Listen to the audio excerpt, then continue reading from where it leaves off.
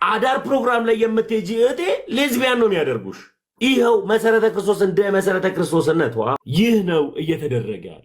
እንድንጠነቀቅ እዚህ የተከሰስነው አዳራሹን ለምን ገብታችሁ ወጣችሁ ነው። ግብረ ሰዶማዊ ከሆኑ ሰዎች ጋር ቁጭ ብለው ማዕድ መቁረሳቸው ምንም ጥርጥር የለውም።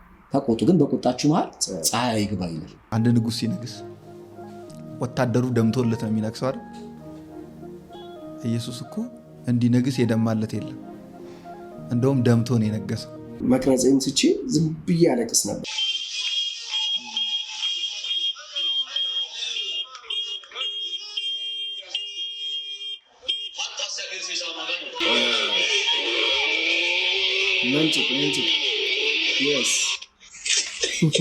እንደ እግዚአብሔር ቃል ያለውን ነገር አታድርጉ፣ አትለማመዱ።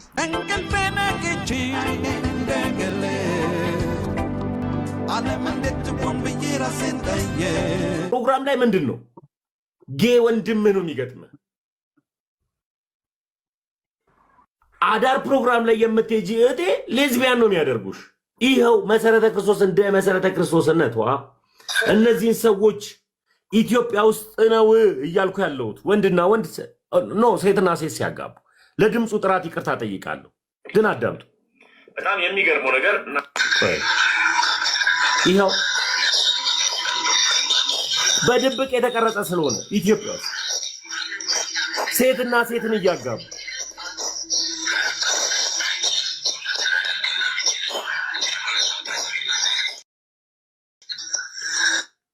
ይህ ነው እየተደረገ ያለው። እንድንጠነቀቅ እንግዲህ አይታችኋል።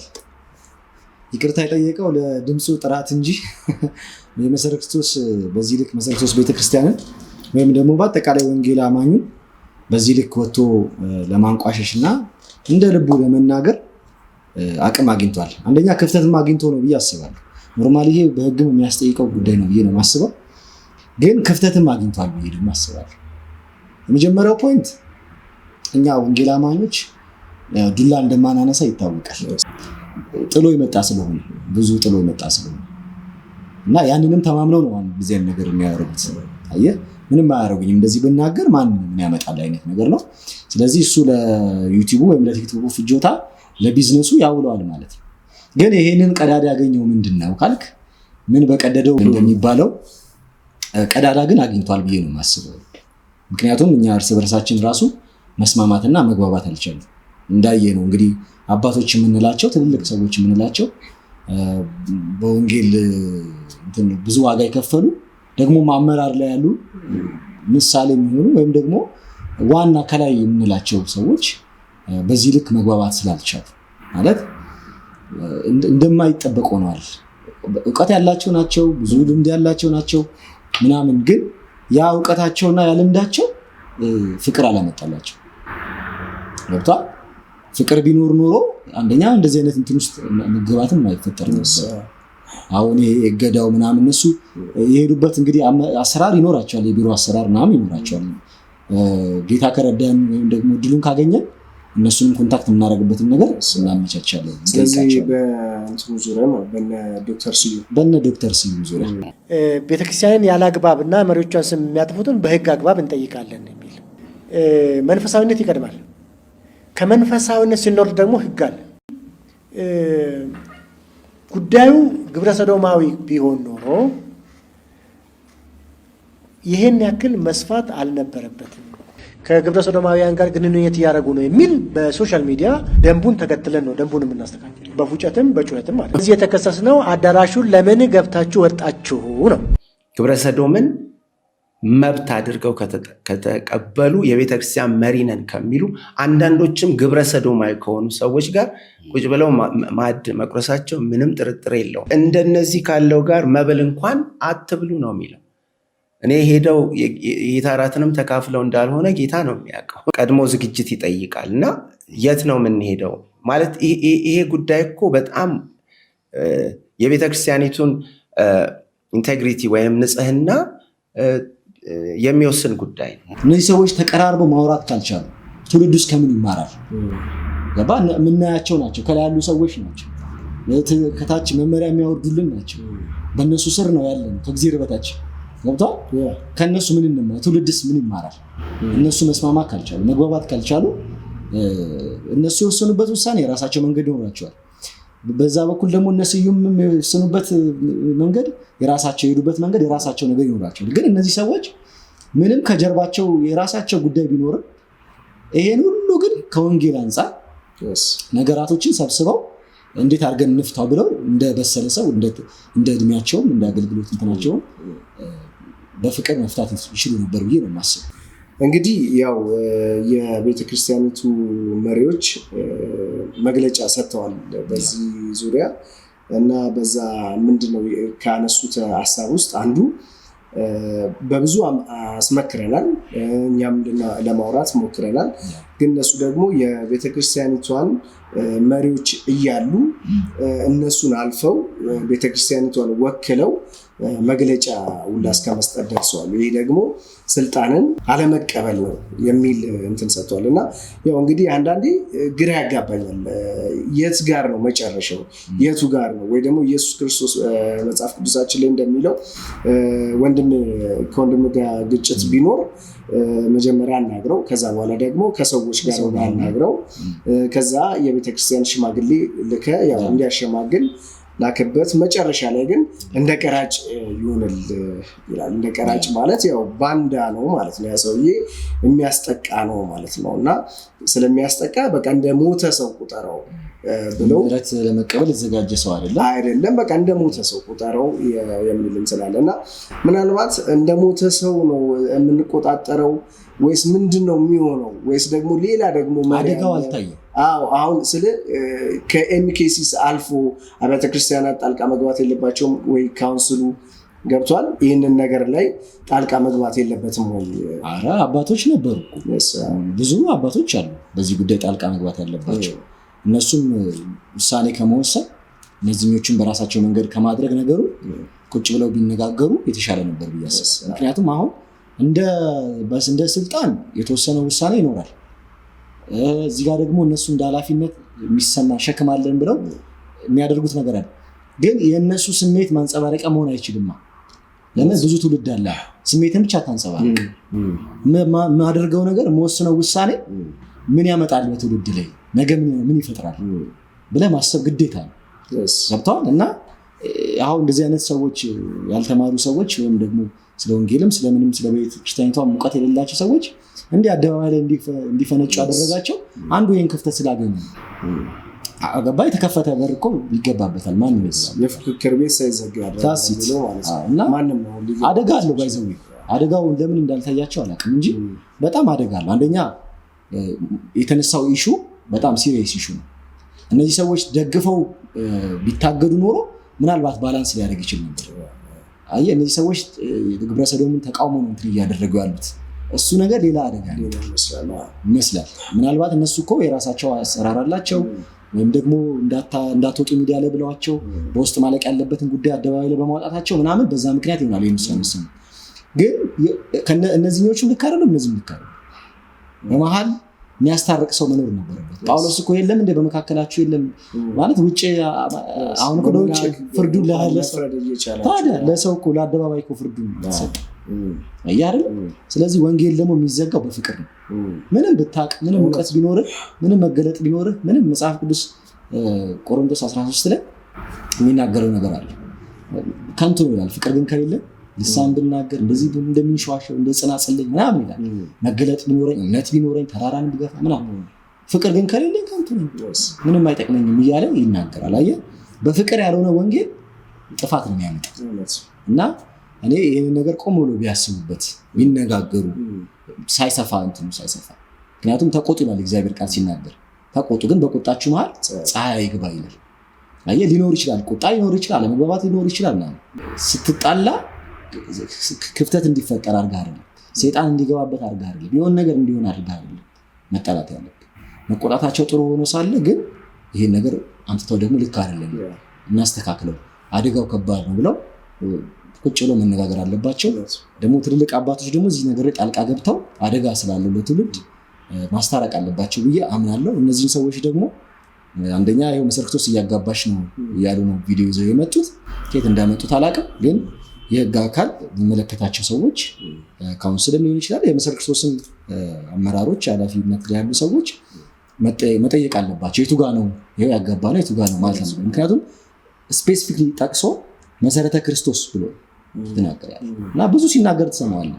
አዳር እንዳትሄዱ እንደዚህ ያደርጓቸዋል፣ ግብረ ሰዶም ያደርጓቸዋል ምናምን እያሉ እንግዲህ አዳርኛ ስንጸልይ የትላንትና እንደውም የአመፃችንን የጣልንበት ነው የአዳር ጸሎትና እና ያው እንደዚህ አይነት ሰዎች እንደዚህ ያደረጉ ቤታችንን እያማሰሉ ነው በተከፈተላቸው በር ገብተው ማሁን ጥላሸት እየቀቡ ነውና ፕሊስ ተመለሱ ማለት እኛ ትልልቅ ሰዎች ናችሁ አባቶቻችን ናችሁ ነገር ግን በፍቅር ነገሩን ቋጩት ብለን በዚህ አጋጣሚ መልእክት ማስተላለፍ ፈልጋለን። እነዚህ ሰዎች ደግሞ መጠየቅ አለባቸው ብዬ በራሴ ያስባለሁ። እንግዲህ አንደኛ እነዚህ ሰዎች እንዳልከው በህግ መጠየቅ አለባቸው። አንደኛ ተቋም ነው የተናገሩት የሆነ ግለሰብን አይደለም የተናገሩት ተቋም ነው። ስለዚህ ተቋም ደግሞ የራሱ የሆነ አሰራር አካሄድ ሊኖረው ይገባልና በዛ መሰረት ደግሞ እነዚህ ሰዎችን እኛ ቦክስ ባንገጥም ግን በህግ ግን ይጠየቃሉ። እውነት ነው። እንደነሱ አሁን መሆን አንችልም።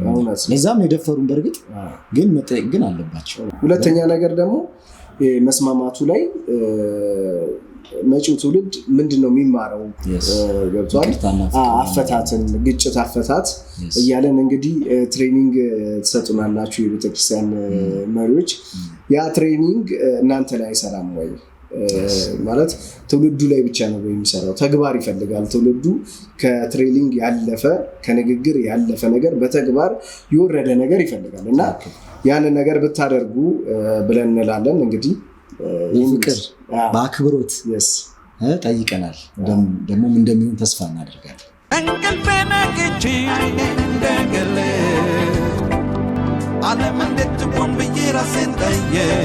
እንግዲህ አብራችሁን እንዳላችሁ ተስፋ እናደርጋለን። በምትሰጡት ኮመንት እንዲሁም ደግሞ በስልክም እየደወላችሁ እያበረታታችሁን ስለሆነ በጣም አድርገን እናመሰግናለን።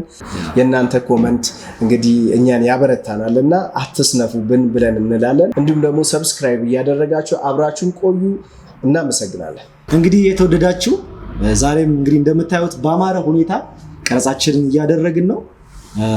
ይሄ ቤት እንደምታውቁት እንግዲህ ኢማና መጽሐፍት መደብር ነው። የተለያዩ መጽሐፎች አሉ፣ የተለያዩ ስጦታዎች አሉ። መታችሁ ግዙ፣ ታተርፋላችሁ። ቦታውንም እንግዲህ እንደምታውቁት ቦሌ መንገድ ላይ ጌቱ ኮሜርሻል ህንፃ አንደኛ ፎቅ ላይ ኮሪደሩን ይዛችሁ ስትመጡ ወደ ቀኝ ስታጠፉ ታገኙታላችሁ። መታችሁ ሸምቱ እንላለን። ቴንክ ዩ።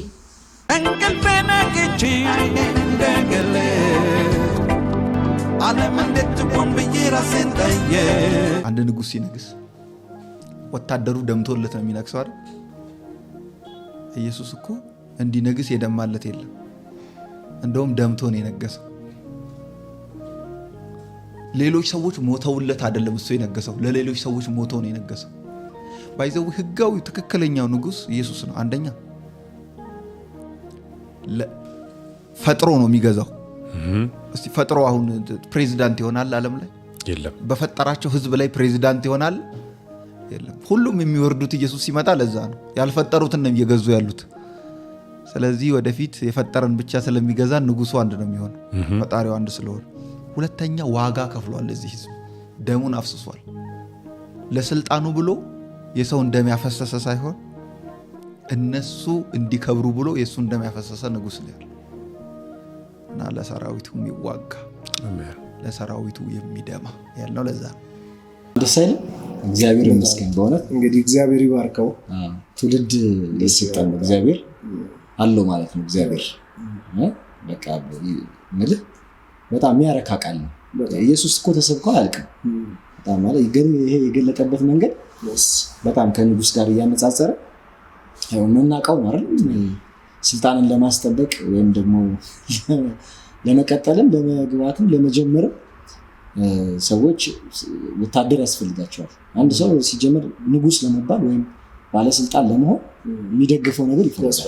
ስለሱ የሚሞትለት ስለሱ የሚዋጋለት ምናምን ይፈልጋል እና ጌታ ግን እንደዛ አይደለም እያለ ለራሱ ለወታደሮች ራሱ የሚሞት ነው እና እንዲህ አይነት አገላለጽ በጣም ተመችቶኛል። በጣም በእውነት ጌታ ይባርክ። ንግስናውም እንግዲህ በደሙ ላይ ነው የተመሰረተው ማለት ነው።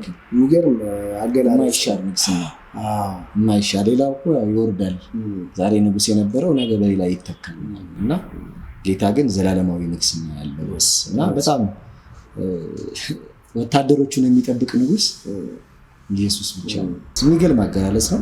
ጌታ ይባርከው ያብዛልን እግዚአብሔር። እንደዚህ አይነት ሰዎች እንግዲህ ቅሬታዎች አሉ በዘመናት መካከል ሁልጊዜ የሚነሱ ስለ ኢየሱስ ሲያወሩ አፋቸው የሚጣፍጠን በጣም የምንወዳቸው ሰዎች አሉ እና ደግሞ ለምሳሌ አንድ ወቅት ኢቫንጀሊካል በምሰራበት ጊዜ አንድ ፕሮግራም ነበረው። አላዛር የሚባል ጋዜጠኛ ነው እና አንድን ሰው ጋብዞ በአጋጣሚ ያ ሰው ደግሞ ተሐድሶ ነበርና ከተሐድሶ ነው የመጣውና ጋብዞት ስለ ኢየሱስ ሲያወራ ማለት ነው። እኔ ካሜራ ይዣለሁ እየቀረጽኩ ነውና በቃ በህይወቴ ስለ ኢየሱስ አውርቶ ያስለቀሰኝ ሰው የለም።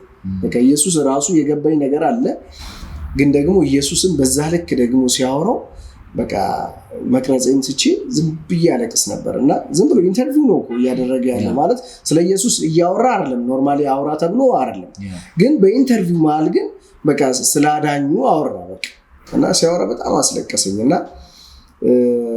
የምር የዛን ቀን በቃ ይህን ሰውዬ አገልግሎቱን ምናምን ነገር ደግፋለሁ ምናምን ብዬ ያኔ ነው ቃል የገባሁት ማለት ነው። እና የተወሰነ ሞከርኩኝ። ያው ቸርች እንትን ነበር ፕላንት አድርጎ ነበርና የተወሰነ ሞከርኩኝ እና ትንሽ ጊዜ ከሄድን በኋላ ግን ያው አንዳንድ ትንሽ መቀላቀል ጀመረ እና መቀላቀል ሲጀምር ትንሽ ልክ እንዳልሆነ ሲሰማኝ በቃ ይህን ወንጌል መጀመሪያ ያገናኘንን ወንጌል ከዚህ በኋላ የምትሰብክ ከሆነ አብሬ እሆናለሁ፣ አለበለዚያ ግን እዚህ ጋር ያበቃል የኔና አንተ እንትን አልኩት። ማለት ካሜራም ነበረኝ ምናምን የተለያዩ ነገሮች ነበሩኝ፣ በነፃ ነበር እየሰራሁለት የነበረው ማለት ነው እና መቀጠል አልቻለም። ስለዚህ በቃ እኔ አቆምኩኝ ማለት ነው። የሚገርም ከሆነ ጊዜ በኋላ አንድ ጓደኛዬ የሆነ ቪዲዮ ላከልኝ ማለት ነው እና በጣም ነው የደነገጥኩት። ማለት በጣም በቃ አንድ እንዴት ነው ስለ ኢየሱስ ተናግሮ አፉ ጣፍጦ ኢየሱስን ሲያወራ በጣም የሚያምርበት የነበረ ሰውዬ በጣም በቃ የመጨረሻውን ጥግ በቃ ከአንድ ክርስቲያን አይደለም አማኝ ካልሆነ ሰው ማለት የማያምን ጌታን ከማያውቅ ሰው የሚናገረውን ቃላት ምናምን ነገር ሲናገር ሰማሁ። ላከልኝ ያንን ቪዲዮ ማለት ነው እና በወቅቱ በጣም ደነገጥኩኝ እና በቃ ውሳኔም ልክ እንደነበረ እዛም አረጋገጥኩኝ ማለት ነው። ያው ቤተክርስቲያኑንም ምዕመኑን በትኖ ልጁ በቃ በጣም ሰካራም ሆኖ ወደ ሌላ ዓለም ውስጥ ገብቶ ነበር። እንግዲህ ምናልባት አሁን ቅርብ ጊዜ የተወሰኑ ቪዲዮዎችን እያየው ነው እንደተመለሰ ምናምን የሚያሳይ እና ምን ልል ነው ይህ ልጅ በቃ ወጣት ነው እንደምናየው አፉ ላይ ስለ ኢየሱስ ሲያወራ ደስ ይላል። ሌሎችን ቪዲዮዎች እያየን ስለነበረ ማለት ነው እና በጣም ደስ ይላል። ግን እስከ መጨረሻ የሚጸና ነው ያዝልቅለት የስ በቃ አሁን ምኞታችን በቃ ያዝልቅል። ግን ያው ኢየሱስን የሚሰብክ ሰው እኮ ይዘልቃል። አሁን ያነሳውም አሁን የነገርከንም ሰው ኦልሬዲ ጥሩ አስተምሮ ነበረው መጀመሪያ እስኪያስለቅስ ድረስ አገልግሎቱን እስኪደግፍ ድረስ አድርሶ ነበር። ግን መንገድ ሲስት ወይም ያልሆነ አስተምሮ ሲያመጣ ይሄ አስተምሮ ልክ አይደለም፣ ወደ ድሮ አስተምሮ ካልተመለስ ካልቀጠለም ካንተ ጋር አንተ ለቀህ ወጣ፣ እሱ ደግሞ ቀጠለ። ግን የሆነ ሰዓት ላይ ፌል አደረገ። አየህ ኢየሱስን ስትተው ይተዋል፣ ጸጋውን ይተዋል፣ ሁሉ ነገር ይተዋል ማለት ኦልሬዲ በቃ ሌላ ምን ይሰበካል ሲጀምር ብዙ ርቀትም አትሄድም። ለጊዜው ነው እንትን የምታደርገው እንጂ ብዙ ርቀትም አትሄድም። እና ኢየሱስ የሚጣፍጥባችሁ ሰዎች ጌታ ያባርካችሁ፣ ያዝልቅላችሁ። እነዚህ ወንድማችን አሉ ብዙ የተነሱ እንዴት ወጣው እንዴት ይባላል ሰው ከኢየሱስ ጋር ሆኖ፣ እንዴት ተሻገርከው እንዴት ይባላል ሰው ከጌታ ጋር ሆኖ፣ የማይጥል እጅ ተዘርግቶልኛል አሉት። እግዚአብሔር ስነጥሪ ራሱ እኮ ገና እንደዚህ ሳይታወቁ እነሱማ እንግዲህ በዚህ ነው የተነሱት። መታወቂያቸው ኢየሱስ ነበርና ሲያወሩ ጥሪ ሲያወራ ስለ ኢየሱስ አናፍርበትም። በኢየሱስ ሰው በዘመዱ አያፍርም፣ በጓደኛው በትምህርት ደረጃው አያፍርም። በኢየሱስ ከምንም ነገር ጋር ላነጻጽረው አልችልም። ኢየሱስ አንደኛ አይደለም። ለአይነት ራሱ አንድ ነው ያለው፣ ብቸኛ ነው።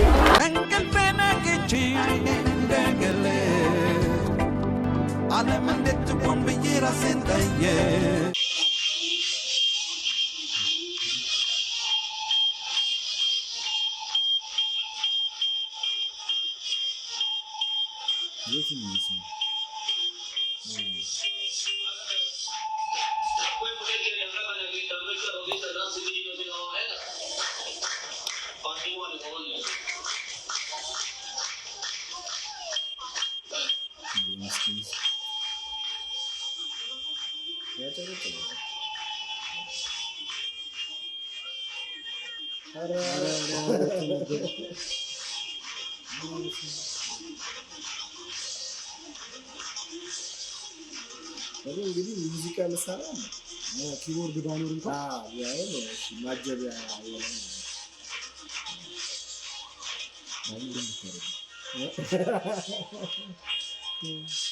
ተመለሰ አባቴ ተመለሰልህ።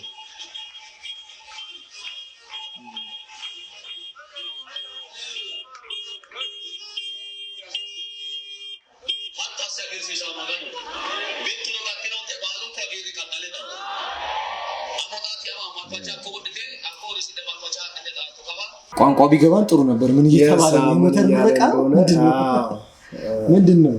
የሞተር ምረቃ እንደውም ልጁን ሳይሆን ምናልባት የፓስተሩ ልጅ ይሆን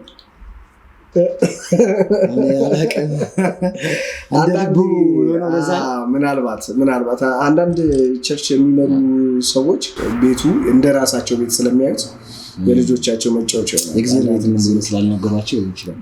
በእርግጥ አሁን እነዚህ ቋንቋውን ብዙ እየሰማን አይደለም፣ አናውቀውም፣ ብዙ እንትኑን አይገባንም። ሞተር እያስመረቁ ይሁን ምን እያደረጉ ለማን እንደሚጨበጨብም አልገባኝም። ሙዚቃ እንዳትል ሙዚቃ መሳሪያ አለ። እኔም መጀመሪያ እንደዛ ነበር የመሰለኝ እና ትንሽ ከመስመር የደቀቀ ነገር ነው እንግዲህ እየሆነ ያለው በእኛ አካባቢ። እንግዲህ አላውቅም፣ ብዙ አወራን አይደለም ስለዚህ አይነት ነገሮች ላይ ብዙ አነሳን። የሆነች ነገር ትንሽ ናት ተብላ ምንም አይደለችም ተብላ የተለቀቀች ነገር እንደቀን ሌላ የባሰና የሰፋ ነው። ሲጀመር እንዴት ነው ማለት ምንድነው ትርጉሙ? ሲሻው እግዚአብሔር ቤት ውስጥ ሞተር ይዘህ ገብተህ ክላክስ እያደረግ ለማን ነው ክላክሱ? ማለት ለእግዚአብሔር ነው። አምልኮ እያመለከ ነው በሞት በክላክስ። ምናልባት ይህን ቪዲዮ ማየት እድሉ ካላችሁ ቋንቋችሁ ብዙ አልገባንም ምን እያላችሁ እንደሆነ ሞተር እያስመረቃችሁ ይሁን ስለሆነ ነገር ምን እያስመረቃችሁ ይሁን አምልኮም ይሁን ምናምን አልገባንም፣ ግን አግባብ አይደለም። እግዚአብሔር ቤት ቢከበር ጥሩ ነው። ፕሊስ አታሰድቡን። ሌላ ቪዲዮ አይተን ነበር አይደል? እንግዲህ ሞተር የለውም እስኪ ማስገባ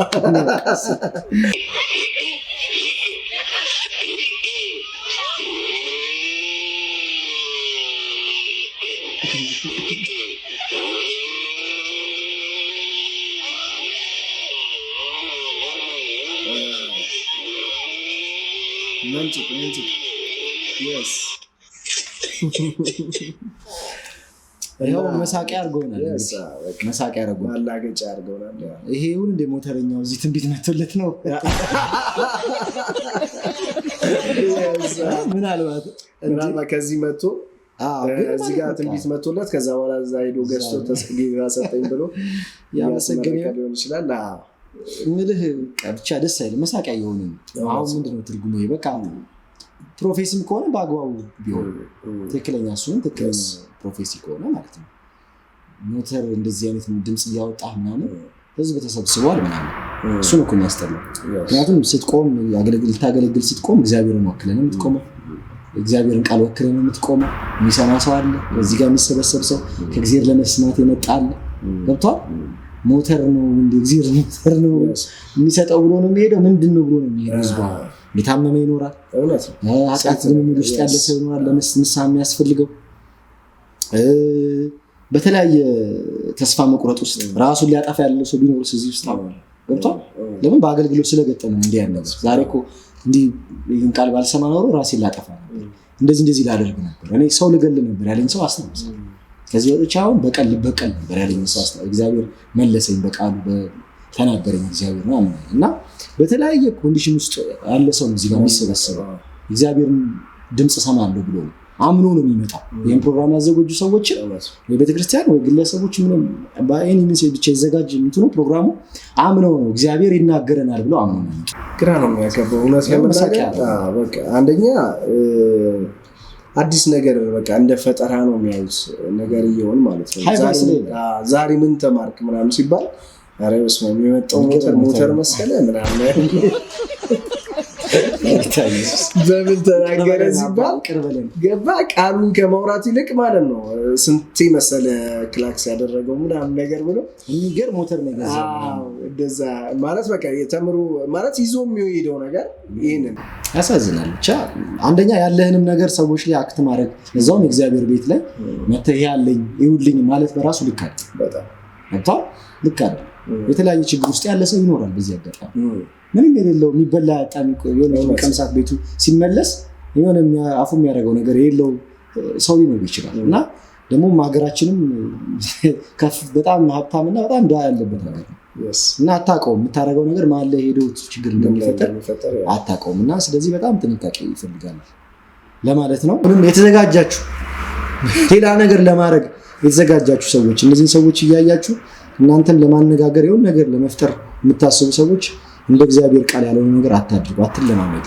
የሚሰሙትንም የሚሰማችሁንም ሰው ታስታላችሁ፣ ራሳችሁም ስታችሁ ወደ ማን መንገድ ትገባላችሁ። እና ፕሊስ እግዚአብሔርን ፍሩ ነው። እንቅልፌን አግኝቼ እንደገለ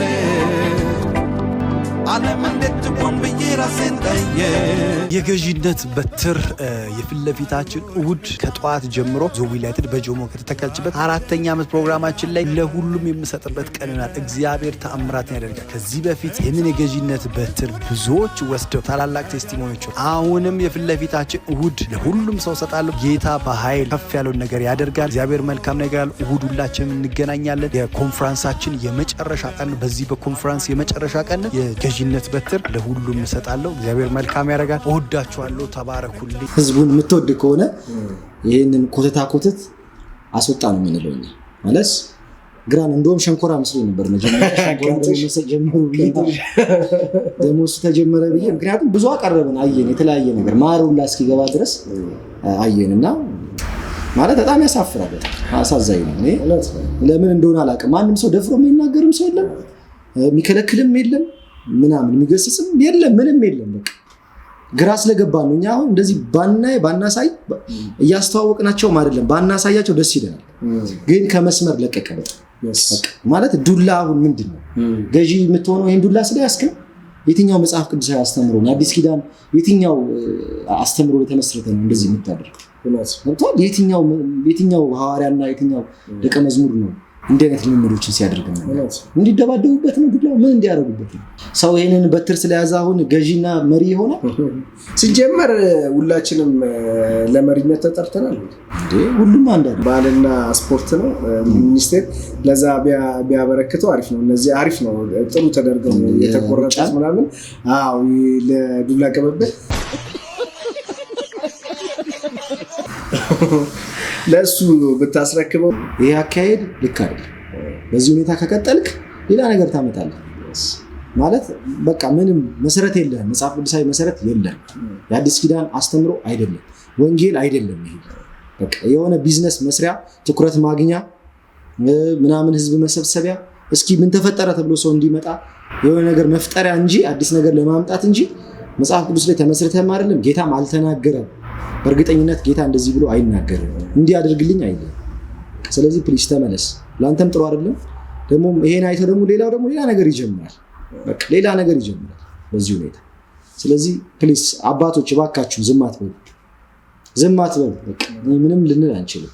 መስመር እየለቀቀ ነው። ማሾፊያ ሆነናል። እያያችሁ ነው በሶሻል ሚዲያ ላይ እንዴት ሰዎች እየሳቁብን እንደሆነ፣ እንዴት እያላገጡብን እንደሆነ አይተናል።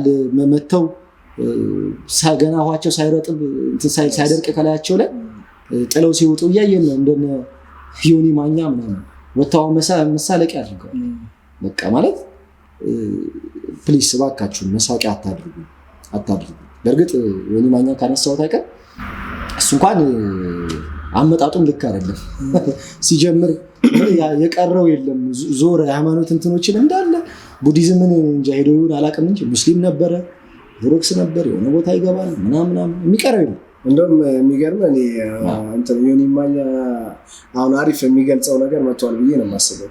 ያሲኑ የሰራው እየሞከርኩ ነው የሚለው እየሞከረ ነው ይዞራ ኦርቶዶክስን እየሞከርኩ ነው አለ፣ ሙስሊምን እየሞከርኩ ነው አለ፣ ፕሮቴስታንትን እየሞከርኩ ነው አለ። እንግዲህ አሁን ምን እንዲሞክር እንደሆነ ቡዲዝም አለለ። ኧረ ተው ስሙኝ፣ ኧረ ተው፣ ከእግዚአብሔር የተላኩ ሰው ነኝ፣ ተው ስሙኝ።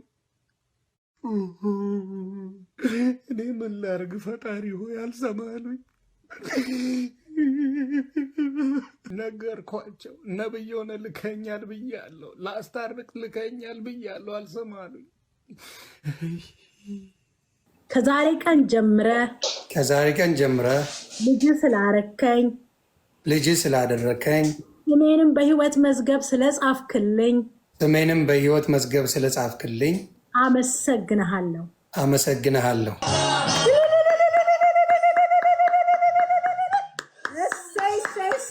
ወንጌል በአናቱ ይተከል። የምን ወንጌል ነው የምታወራው? ክብር ይበልጣል። ኤኒዌይስ በዚህ አጋጣሚ ግን እናስተላልፍ መልእክት። አሁን እንደዚህ ወደ ጌታ ቤት የሚመጡ ሰዎችን በደንብ መያዝ ያስፈልጋል። ከሶሻል ሚዲያ ላይ ጌታን ሰው ተቀብሎ በዛው ጌታን በተቀበለበት ሶሻል ሚዲያ ፕላትፎርም ራሱ መልሶ ከክብሬ ይበልጥብኛል። ፕሊስ አንደኛ እነዚህን ሰዎች አስተምሯቸው። የእውነትም ወንጌል እየነገራችኋቸው ከሆነ ከሶሻል ሚዲያ አታስጀምሯቸው። በቃ እዚህ ይሄ ማለት አየር ላይ ደግሞ ይደበቁ። እነ ነጥበቡን እኮ አይተናል እኮ አይደል? ወደ ጌታ መጥተው ተደበቁ፣ በደንብ ታጥቀው ወጡ። አልተቸገሩም ለማስተማር። ያወቅኩት ቀን አምላኬ ጌታዬ ቀበለው እንደ ግል አዳኜ ስመዘገብ በሕይወት መዝገብ ጀማመረ ታሪኬ ይዘራ። ሶሻል ሚዲያ ላይ ጌታን ተቀበለ፣ ሶሻል ሚዲያ ላይ ተመረቅ፣ ሶሻል ሚዲያ ላይ ካላገለገልኩ ብለ ከዛ ውጤቱ እንደ ዮኒ ማኛ ነው የምናየው። ወንጌል በአናቱ ይተከል። ደግሞ ደስ የሚሉ ደግሞ አሉ ሶሻል ሚዲያ ላይ የምናውቃቸው በጣም ወንጌል የሚሰሩ በጣም መልካም ነገር የሚጠቀሙበት እነ ስካት የሚባሉ አንደኛ ቅጣት ኢየሱስ ጌታ ነው ያለሽ። ሁለተኛ ቅጣት በርበሬ በጥብጠሽ ጠጪ። በርበሬ በጥብጠሽ ጠጣለ። ኢየሱስ ጌታ ነው አትይም እንዴ ማሪ? ሰይጣኑ ነው ስካት። ባገኘው አጋጣሚ ሁሉ ኢየሱስን ይሰብካል። ድፍረቱ ደስ ይለኛል። ደግሞ አለው እግዚአብሔር ቃል ሙላትም አለው። ከዚህም በላይ ደግሞ ጨምር፣ በደንብ እግዚአብሔርን ቃል አንብብ፣ ጠንክር። እግዚአብሔር ይረዳሃል። እግዚአብሔር ቃል ያው አያልቅም፣ ተነቦም አያልቅም። ምክንያቱም አገልግሎትህ ሶሻል ሚዲያ ላይ ስለሆነ በጣም ስትሮንግ መሆን ይጠበቅባል። የተለያዩ ሰዎች ሊገጥሙ ስለሚችሉ መጽሐፍ ቅዱስም የተዘጋጃችሁ ሁሉ ስለሚል ማለት ነው። እና በጣም ላደንቅህ እፈልጋለሁ። ጌታ ይባርክህ፣ በርታ። በጌታ አላፈርክም፣ ጌታም ደግሞ አያፍርብህም። ብዙዎች ደግሞ አንተን እያዩ ትምህርት ይወስዳሉ ብለን ተስፋ እናደርጋለን። አሉ እየመጡ ያሉ በሶሻል ሚዲያው በተለያየ መንገድ ወጣቶች የተለያዩ ሱስ ውስጥ ያሉ እየመጡ ነው። ደግሞም እናንተ እነሱን የምትይዙ ቤተክርስቲያኖች፣ አብያተ ክርስቲያናት በደንብ አስተምሯቸው ጠንካራ እንዲሆኑ ወጥተው ዛሬ አምነው ዛሬ ተጠምቀው ውሃቸው ሳይደርቅ ወጥተው ገደል ግባ እንዳይሉ ያዟቸው፣ ደብቋቸው፣ አይውጡ። በቃ ይማሩ፣ በደንብ ይታጠቁ በደንብ እንላለን። በሶሻል ሚዲያ ላይ ለስካት ያላችሁ ጌታን በአደባባይ እየሰበካችሁ ያላችሁ ጌታ ኢየሱስ ይባርካችሁ ማለት ፈልጋለሁ። እንግዲህ የተወደዳችሁ ዛሬም እንግዲህ እንደምታዩት በአማረ ሁኔታ ቀረጻችንን እያደረግን ነው። ይሄ ቤት እንደምታውቁት እንግዲህ ኢማና መጽሐፍት መደብር ነው። የተለያዩ መጽሐፎች አሉ፣ የተለያዩ ስጦታዎች አሉ። መታችሁ ግዙ፣ ታተርፋላችሁ። ቦታውንም እንግዲህ እንደምታውቁት ቦሌ መንገድ ላይ ጌቱ ኮሜርሻል ህንፃ አንደኛ ፎቅ ላይ ኮሪደሩን ይዛችሁ ስትመጡ ወደ ቀኝ ስታጠፉ ታገኙታላችሁ። መታችሁ ሸምቱ እንላለን። ቴንክ ዩ። እንቅልፌን ነቅቼ እንደገለ ዓለም እንዴት ትቆም ብዬ ራሴን ጠየቅኩ።